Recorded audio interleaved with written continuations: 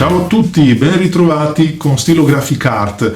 Abbiamo visto il tutorial su come sciacquare un pennino, abbiamo visto il tutorial su come smontarlo e scrostarlo, adesso ci dedichiamo invece ad una soluzione intermedia, cioè quei pennini e quei conduttori che sono stati utilizzati con un inchiostro che ha lasciato dei residui, non delle incrostazioni, ma dei residui che desidero togliere e che un semplice lavaggio non è possibile fare con un semplice lavaggio. Allora, non tutte le penne nascono fortunate come le Pelikan, lo avete visto nell'altro tutorial. Qui mi basta smontare svitando il pennino, lo metto a bagno. Vi ricordo, il bagno non è nient'altro che una pozione segreta costituita da acqua tiepida e casomai un goccio di sapone, un goccettino ino, sapone da piatti, sapone da mani, giusto per aumentare il pH dell'acqua.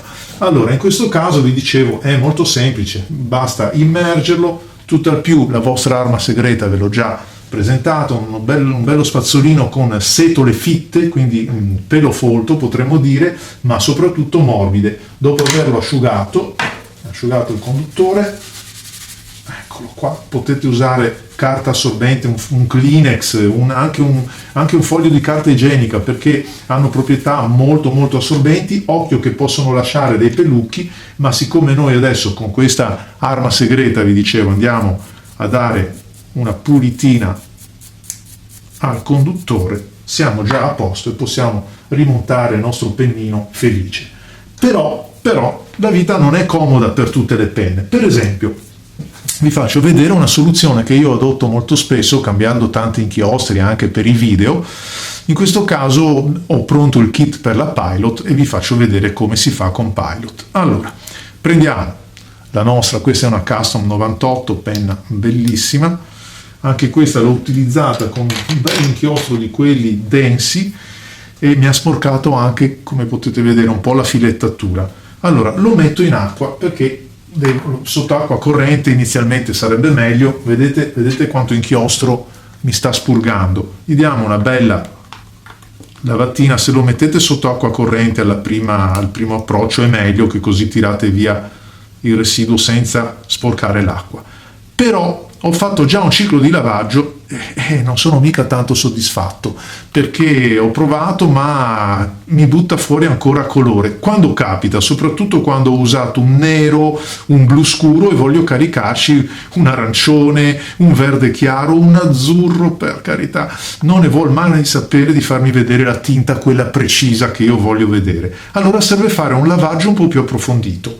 Bene, come si fa? Guardate, esiste un kit che dovete imparare a costruirvi, e cioè vi comprate una bella pompetta, una pompetta, chiaro?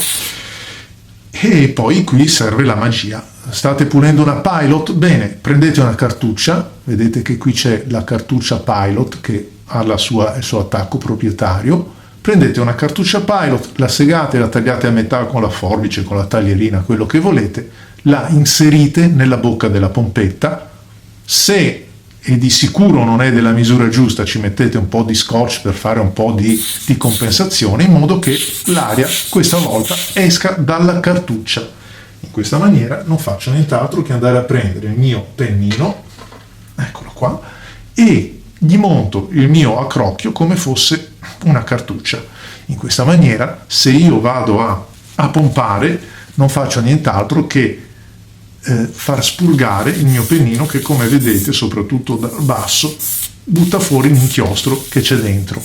Qualcuno può soffiarci anche dentro e vabbè, si può fare, ma di certo non si può fare l'operazione inversa, cioè quella di aspirare, che invece con una pompetta si fa. Come faccio ad aspirare? Faccio così. Allora, prima, così mi sono sporcato, bravo, come al solito. Allora, prima spurgo, poi tappo l'estremità, perché se no, vero, l'aria entra, invece così non entra.